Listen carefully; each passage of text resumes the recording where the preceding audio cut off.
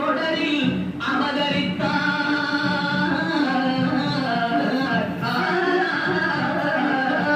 அடர்ந்த மலை தொடரில் அவதரித்தார்.